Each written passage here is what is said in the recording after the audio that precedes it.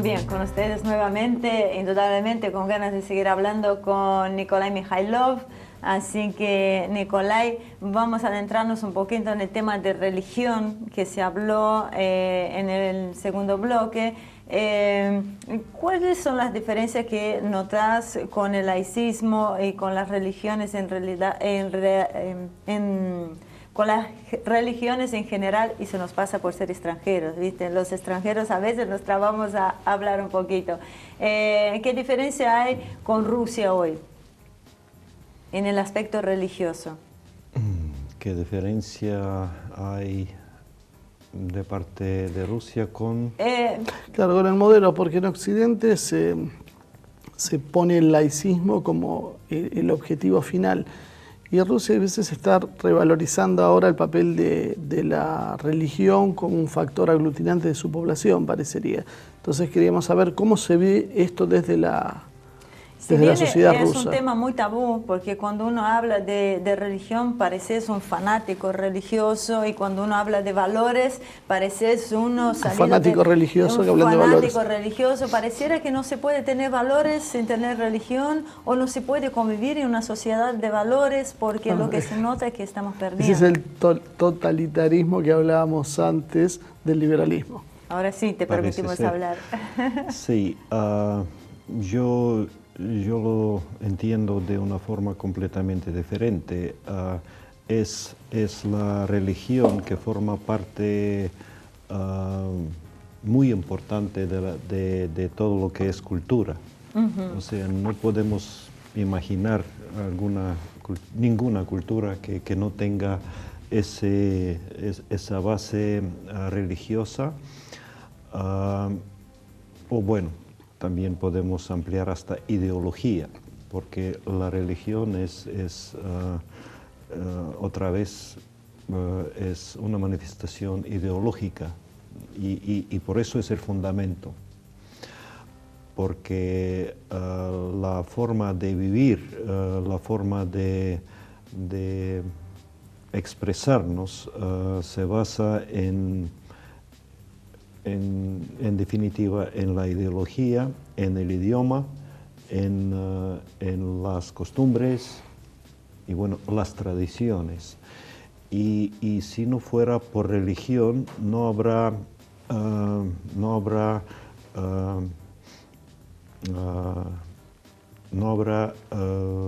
esa transferencia de cultura de una generación a otra.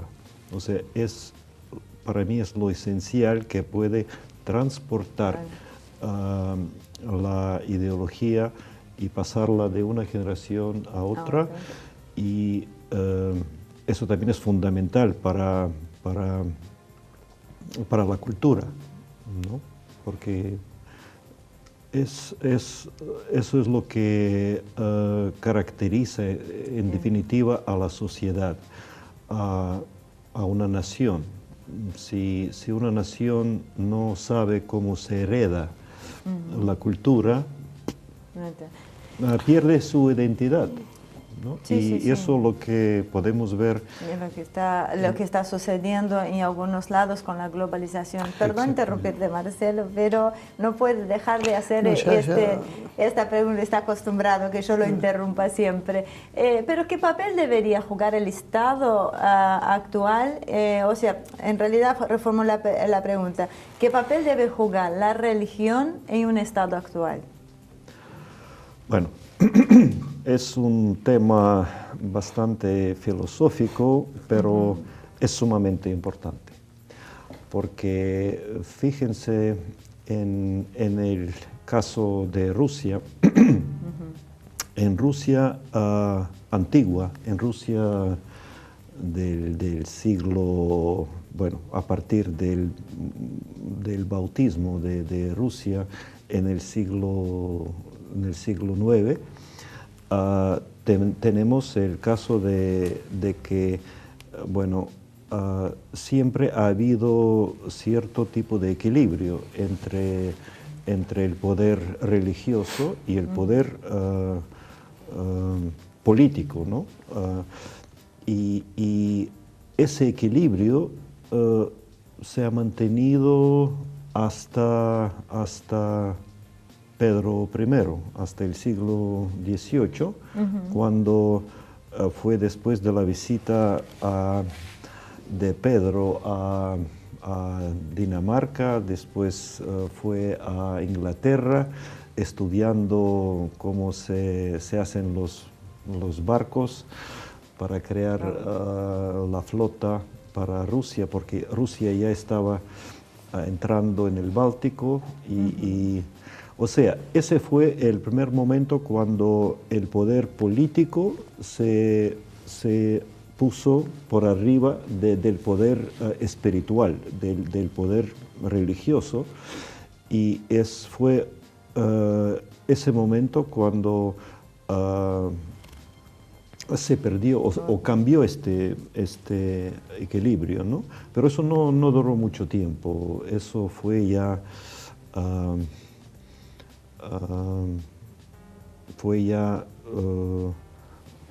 viendo a que otra vez se volvió el equilibrio y bueno, otro ejemplo es el periodo soviético, cuando, bueno, eso fue por gracia un periodo corto relativamente y ahora vuelve a... Pero claro está que no puede haber este equilibrio de antes, ¿no? Claro está que la Iglesia está, bueno,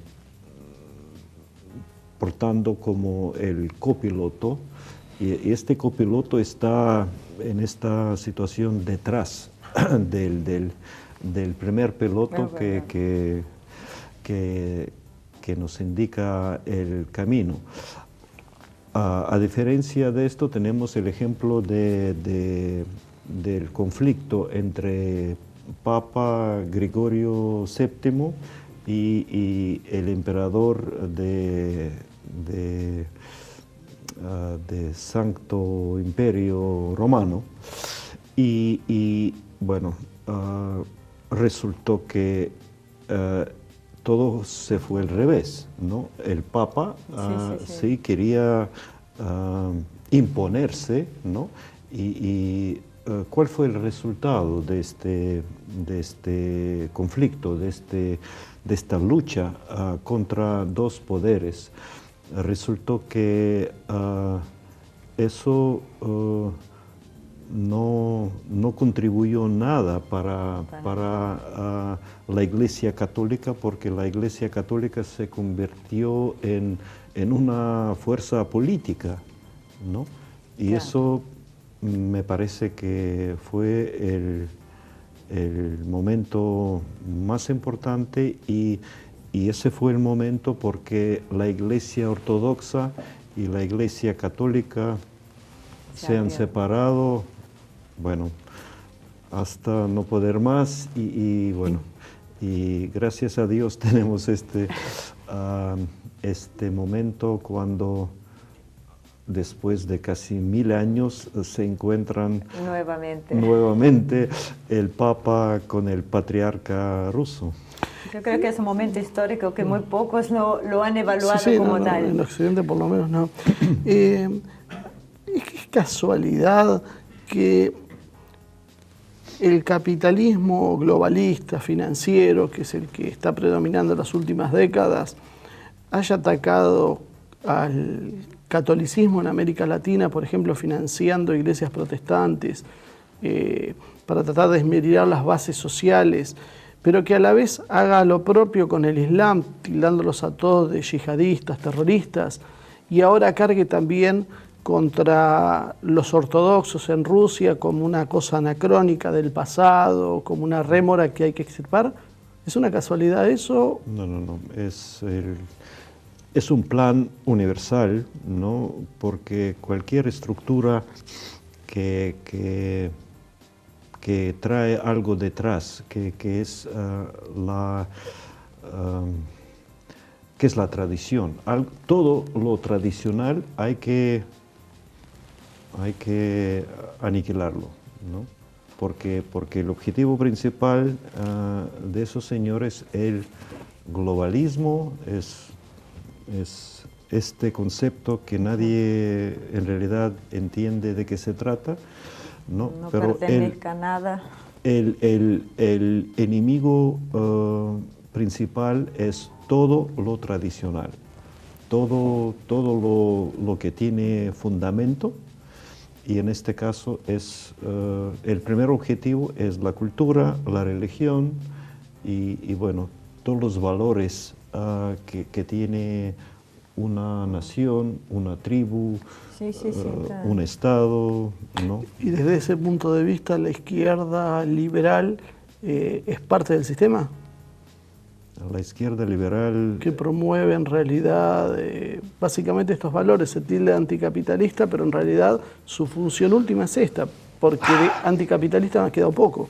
Exactamente, es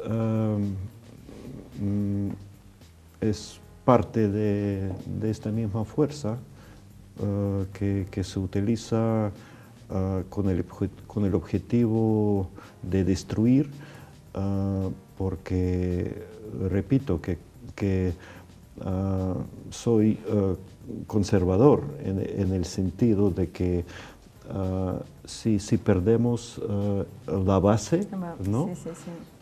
Que, o sea, es un intento de aniquilar la gente, bueno, vamos a imaginar que estamos en la escuela, ¿no? Entonces, la idea es aniquilar o sacar al profesor para que los alumnos pretendan a desarrollar su política o algo, pero ellos no tienen ni idea, no tienen ese fundamento que el profesor les puede transmitir. Claro. O sea, cuando se quedan sin profesor, bueno, seguramente habrá algún otro profesor con otras ideas que da otra materia. Y bueno. Ahora, ¿es posible la modernidad sin occidentalismo? Porque una de las cosas que a veces se acusa a Rusia precisamente es de no modernizarse. Sin embargo, uno ve que tecnológicamente sí se ha modernizado. Pero el tema es como que si uno tiene este pensamiento tradicionalista en algunas cuestiones culturales, automáticamente pasa a ser un retrógrado que quiere vivir como el medioevo, una especie de Amish. Bueno, otra cosa, yo me pregunto, ¿y por qué tanto lío con modernidad? ¿No? ¿Por qué? ¿Qué es lo que me trae lo moderno si estoy satisfecho con lo que tengo? ¿Por qué hay que correr?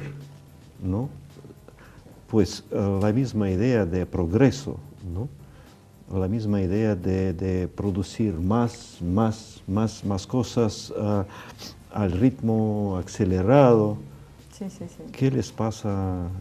¿Qué les pasa al mundo? Porque eso no significa... ¿A dónde estamos corriendo? ¿Qué es lo que pasa aquí? Tranquilícense, por favor. O sea, este es otro tipo bueno, imagínense a un pastor que tiene sus ovejas tranquilas, todo bien, y de repente viene un lobo y corremos. Aunque no haya lobo, pero parece que la humanidad tiene que correr. Sí, comportamiento de manada. Y me pregunto, ¿y por qué? ¿Y qué es lo que pasa? Y resulta que a veces es otra manipulación que nos obliga a producir más, que nos obliga a correr en una dirección totalmente desconocida. Tal vez el lobo sabe. Eso iba a decir. Sí, Tal vez desconocida para nosotros, pero alguien nos está... Así es. Sí, es muy difícil imaginar una sociedad que esté contenta con lo que tiene. A veces hablamos de lo material, a veces hablamos de lo espiritual, a veces hablamos de los valores, porque lo que se nota hoy en las nuevas generaciones occidentales es justamente esto. Están en una constante búsqueda del qué. ¿No? Porque lo que se promueve los grandes medios de comunicación. Todo este avance en realidad lo que produce es una profunda insatisfacción. Uno a veces ve que los índices de suicidio más altos en los países más desarrollados, donde se supone que tienen todo resuelto. Entonces, ¿a qué obedece eso? ¿Es una falta de valores, una falta de sentido? Sí, sí, eso es el resultado del consumismo, ¿no? Hemos consumido tanto que estamos hartos de eso. Y un ejemplo de Rusia, si quieren, ¿no? Rusia, después de la caída de la Unión Soviética, ¿no? Vivimos como casi 20 años o 15 años sin tener objetivo, ¿no? Pero sí, con la sociedad de consumo y todo. Y bueno, una parte de la sociedad sí está satisfecha, les gusta todo, el chicle y bueno. Ahora, ¿qué es lo que pasa con el periodo de Putin, ¿no? Que nos muestra de que, por favor, señores, tenemos que pensar en el rol del Estado, tenemos que pensar en nuestra posición en el mundo, ¿no? Porque nadie respetaba a Rusia en esos 15 años, porque ¿cómo es posible vivir sin este sentimiento de autorrespeto, por lo menos? Y me parece que, o sea, eso es lo que vivimos, ¿no? Y es por eso, no es por otra cosa, sino el apoyo que damos al líder nuestro, porque la verdad que la gente sí siente que bueno, el rol de Rusia ya por lo menos regresa, ¿no? Rusia a la arena política y el caso de Crimea es otro ejemplo, ¿no? De que, bueno, por fin se reúne. Se reúne la familia nuevamente. Sí, sí, sí. Y claro que me imagino y conozco bien cuáles son las interpretaciones, ¿no?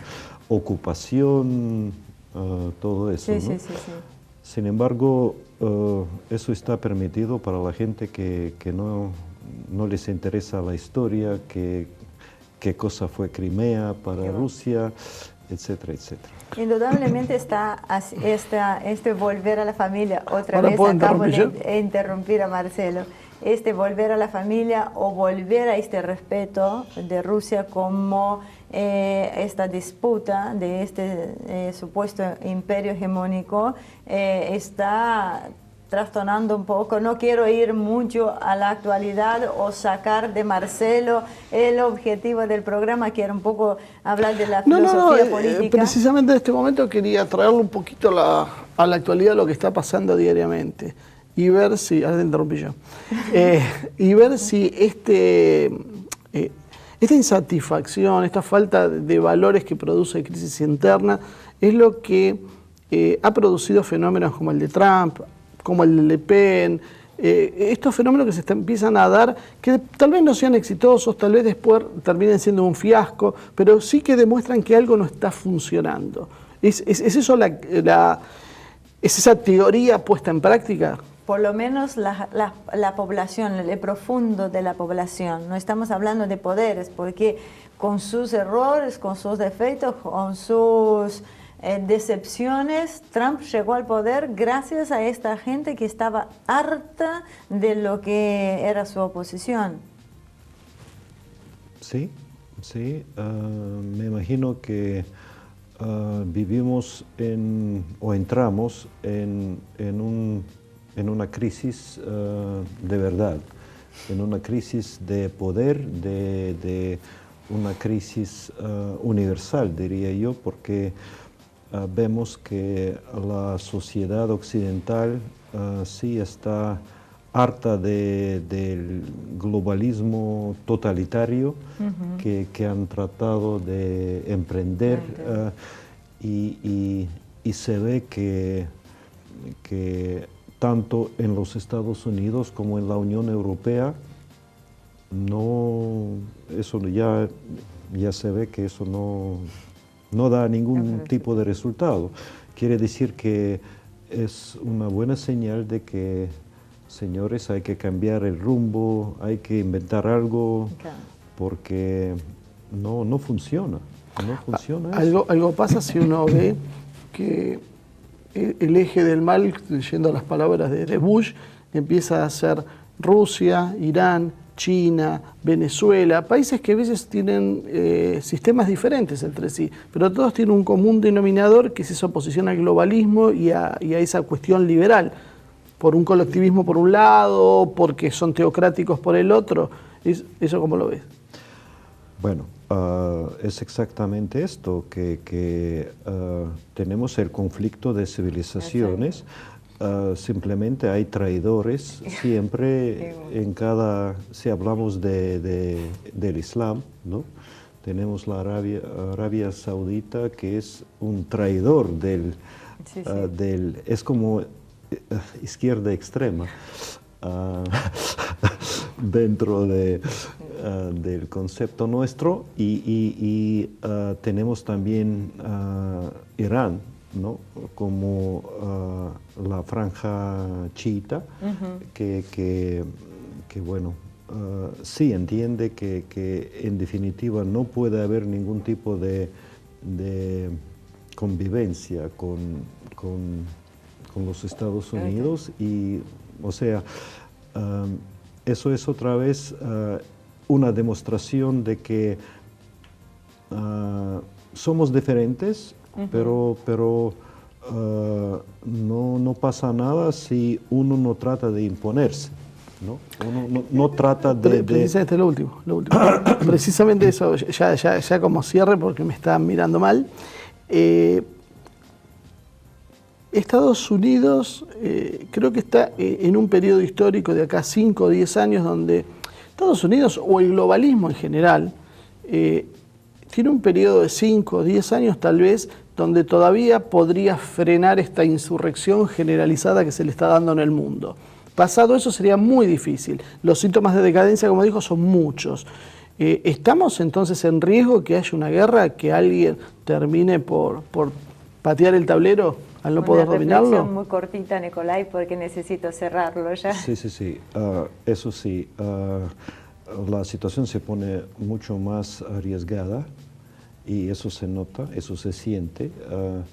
Bueno, hemos tenido un periodo de guerra fría y a cada rato puede calentarse más. Puede ser una guerra caliente, periodo de guerra pero caliente. Todavía me imagino que habrá una serie de conflictos así, bueno, de carácter regional. Y eso nos demuestra, señor Trump, porque trata de probar diferentes puntos del cerco ese de la isla del Rimland. De Rimland, así es. Muchísimas gracias por acompañarnos, es realmente un placer, y esperamos que cuando vuelva a la Argentina pueda estar con nosotros nuevamente. Gracias a ustedes. Bueno, esperemos que esta crisis de los poderes y que esta crisis de la sociedad, que también lo hay, se resulte en algo positivo. Crisis civilizatoria sería. Muy bien, muchísimas gracias por acompañarnos. Esperamos que les haya gustado recibir a Nicolai en nuestro programa y hablar de estos temas que a todos nos queda ahí picando en la cabeza, pensando qué es lo que va a suceder. Así que esperamos sus comentarios en nuestro Facebook y nos vemos la semana que viene con más una edición de Humo y Espejos.